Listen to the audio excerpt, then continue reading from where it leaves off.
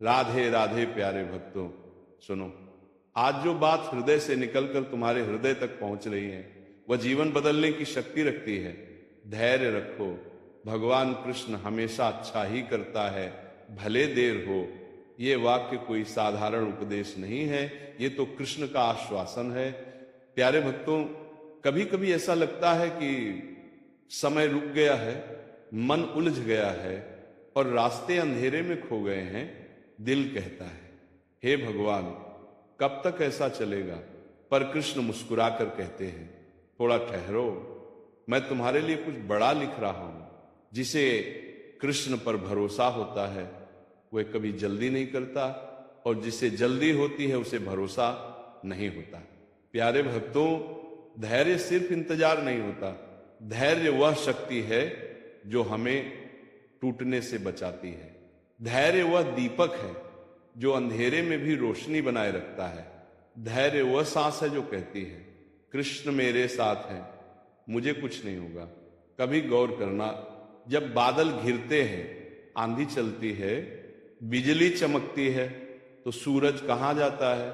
कहीं नहीं, वह बस थोड़ी देर छिप जाता है, पर रहता वही है।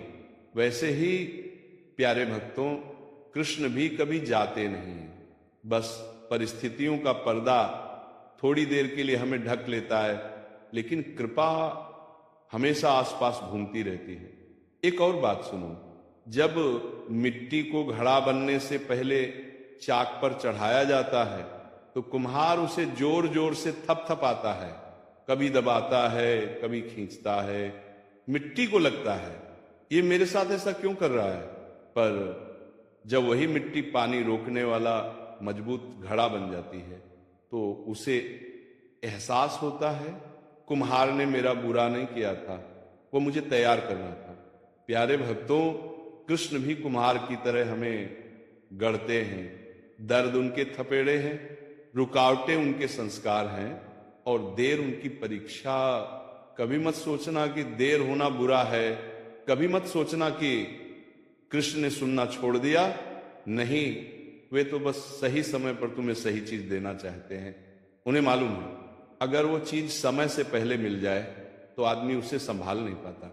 इसलिए प्यारे भक्तों, जब जीवन थकाए, जब मन डगमगाए और जब कोई राह न दिखाई दे, तो और भी ज्यादा कृष्ण का नाम जपो, क्योंकि जहां धैर्य होता है वहीं कृपा उतरती है।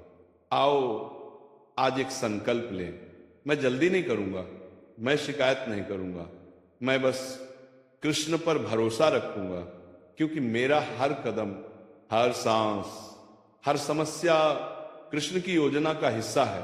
राधे राधे प्यारे भक्तों, कृष्ण तुम्हें इतना धैर्य दें कि तुम देर में भी उनका प्यार देख सको। धैर्य, ये शब्द छोटा है पर इसकी ताकत पहाड़ों से भी भारी है। कृष्ण कहते हैं, जो मेरे समय पर चलता है उसका कुछ भी कभी व्यर्थ नहीं जाता। प्यारे भक्तों, कभी कभी मन इतना बेचैन हो जाता है कि लगता है अभी बस सब खत्म हो जाएगा। आंखें भीग जाती हैं, आवाज कांपने लगती है, दिल में तूफान उठ खड़ा होता है, और तब हम रुककर आकाश की ओर देखते हैं, हे ठाकुर अब क्या करूं? पर उसी क्षण भीतर एक धीमी सी आवाज आती है, शांत रहो, मैं हूं ना। यही धैर्य है और यही कृष्ण का सहारा है। देखो प्यारे भक्तों, बीज को अंकुर बनने में समय लगता है, भूमि उसे छुपा लेती है, अंधेरे में रखती है, पर अंदर ही अंदर वो बढ़ रहा होता है।